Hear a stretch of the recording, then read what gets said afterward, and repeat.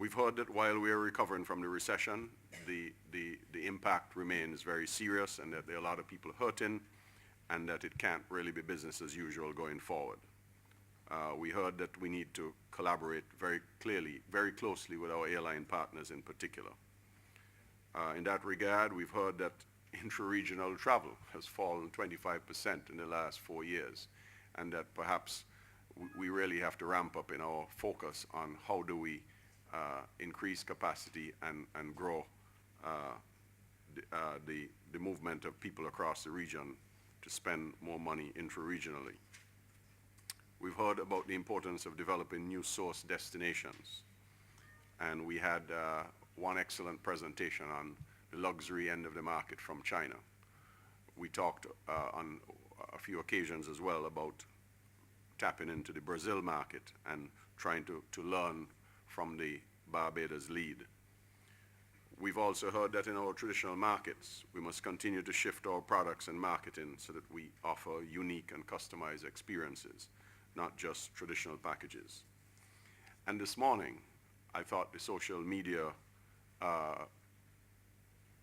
panel was really very, very informative and very pragmatic, and in fact was able to remind us what I think all of us began to learn about this over the last couple of years, but we began to remind us that there is a social media revolution and that we better make optimum use of it as a public relations tool. We also heard that we need to continue to enhance the experience that we offer to cruise passengers as well, who have continued to be at least one stability during the recession. And we've heard that embedded in all of our activities, we need to continue to grow sustainability and the green aspects of our tourism. And earlier, a few minutes ago, you heard a little promotion for our Sustainable Tourism Conference in Bermuda next April. So we hope that you will help us get that word out. And finally, I think we heard about the essential need to speak as one region with one global voice. And we use the APD issue as an example of why the Caribbean has to be heard and why CTO has to continue to perform and strengthen its advocacy on that issue and several others. So as far as I'm concerned, over the next couple of years, there are going to have to be what I would call 3 key imperatives from this organization.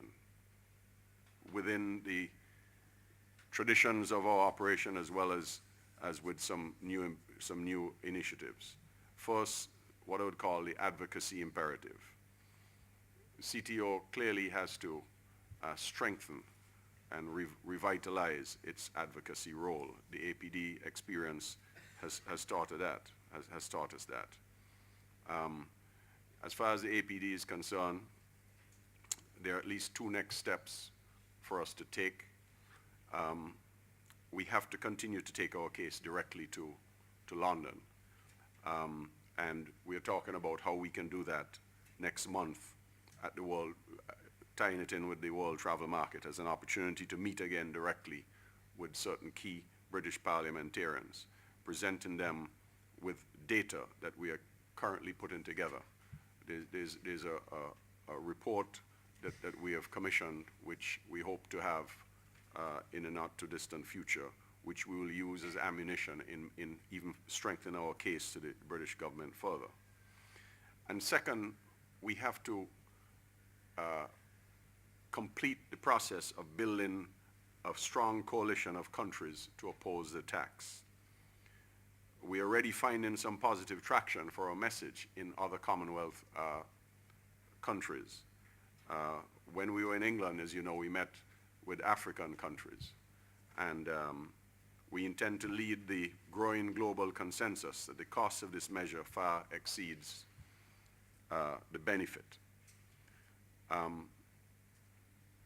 The advocacy imperative isn't just a global one, though, because we've been talking of the need to educate our own governments across the region, our own colleagues across the region, our own stakeholders across the region about the importance of investing in and supporting the tourism industry as a tool for economic development.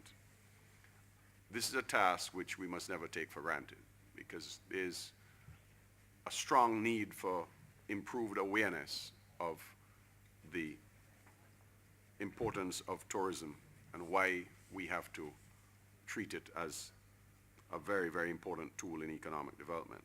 And second, what I would call the service imperative.